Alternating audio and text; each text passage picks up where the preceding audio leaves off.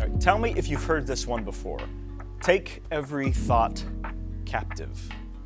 Now, that's 2 Corinthians chapter 10, verse 5, and it's a verse that gets used a lot in different teachings and sermons about your thought life.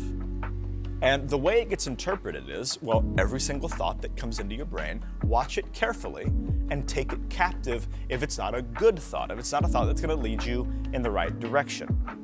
Now, that's a great idea, and we're going to talk more about that in just a minute, but that's not what the verse means at all. See, if you read the verses that come before verse 5, you can see that Paul isn't talking at all about our personal thought lives. Rather, he's talking about ideas, arguments, philosophies that come from the world against the gospel.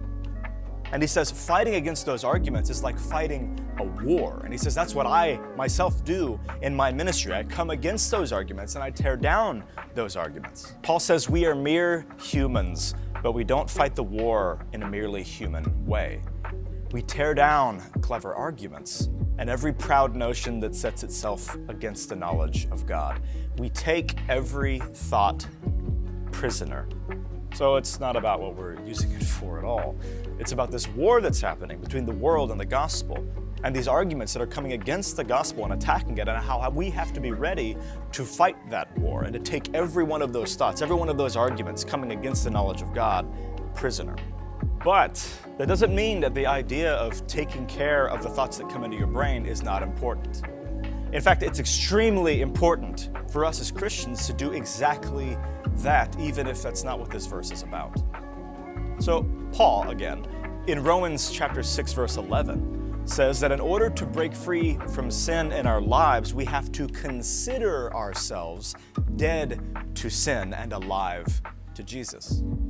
Now, considering refers to the things that happen in your brain. Paul's talking about a way of thinking about ourselves. He says, manage the way you think about yourself and consider yourself. Think of yourself as being dead to sin and alive to Christ. Right here, he's painting a picture that the thoughts that we allow into our brain have genuine power in relation to the way we live our lives. See, our thought life, the thoughts and the ideas that we allow to have a place in our brain is a major factor for how we live and how we act and how we develop as people. So think about it like this.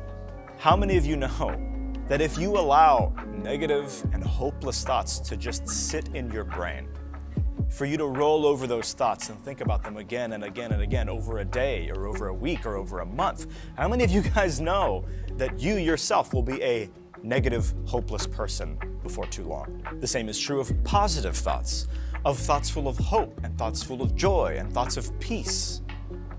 And on another angle entirely, the same is true of temptation. When you have something that's pulling you in a direction you know you're not supposed to go, the longer you let those thoughts sit in your head, the harder and harder it will be to actually say no to the temptation. So a long time ago, around 300 AD, there was a desert monk named Father Evagrius. And he focused a lot of his study and learning on psychology and thought life in relation to living life as a follower of Jesus Christ. So in his study, he came to believe that there are thoughts that come into our head and that those thoughts lead us into action, lead us into doing something. And he believed that there are some thoughts that come into our head that can lead us to sin. Now, here's the important part. He said, whether or not these thoughts disturb the soul does not depend on us, but whether they linger in us or not and set passions in motion does depend on us. Okay, so what does that mean? Well, what it means is that thoughts are going to come into your head whether you want them to or not. Probably all of us can relate with the experience of having some thought pop into our heads out of nowhere, and it's a thought that's maybe particularly nasty or mean, and we're like, where did that come from? That's going to happen. Thoughts just come into our brains. It was something Father Evagrius noted. Thoughts just come out of nowhere. Thoughts about pride. Thoughts about frustration with another person. Thoughts about lust. All kinds of stuff are going to pop into our brains out of nowhere. And it doesn't depend on your choice whether or not those thoughts pop into your head, but whether or not they stay in our head is up to us. whether or not they linger, whether or not we allow them and we choose to dwell on them and let them sit and let them have a home. Martin Luther, who's the father of the Protestant Reformation, described that exact same phenomena this way. You cannot stop the birds from flying over your head, but you can stop them from building a nest in your hair. And that seems to be exactly how it works. Thoughts are going to zip through your brain whether you want them to or not, like birds zipping overhead. But we can stop them from building a nest up there. We can say, no, I'm not going to think about that anymore. No matter where that nasty thought came from, I'm not going to allow it to have a home and to set my emotions into play and to move me in the direction of actually acting on those things. In the mid-14th century, there was an anonymous Christian who wrote a book called The Cloud of Unknowing, which was about different aspects of living life as a Christian. And in part of The Cloud of Unknowing, this anonymous Christian encouraged readers to weigh every thought within themselves as soon as it appears. And he said that we should attempt to destroy the first thought of anything that might lead us to sin.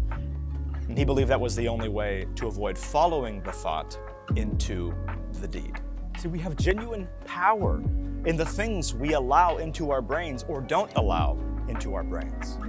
This is exactly what Paul was talking about in Romans 6, when he says there is power and there's authority in what we consider and how we think of ourselves. And for Christians who want to learn to walk in the freedom that Christ set us free for, how to walk into that abundant life that Christ came to give us, I think learning how to guard our thoughts, how to manage our thought life, and the things we allow to make a home in our brain is incredibly important.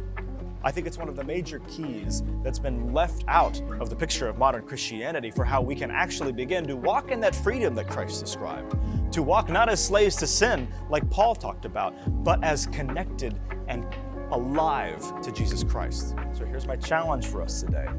Let's be aggressive in dealing with the thoughts that we allow to have a place in our brains. Let's be aggressive, because whether or not they pop up, we can't control, but we can control whether they stay there and whether they get our emotions into gear and whether it leads us in the direction of actually acting on that thought. Let's be aggressive in attacking every one of those thoughts of anger and bitterness and pride and lust and temptation and whatever else, because those thoughts are going to come, but let's attack them. And when they pop up, let's say, you know what? No, I will not go there. No, I will not think about that. I'm going to think about anything else, literally anything else, to get my mind off of that thing. And what we're doing there is we're cutting sin off at the pass, and we're not even allowing it to have an opportunity to grow in our brains or in our hearts. Let's do that today, can we? Let's go at it with everything we've got. Let's consider ourselves. Let's think of ourselves as being dead to our old way of life, dead to sin, and alive to our Savior, Jesus Christ.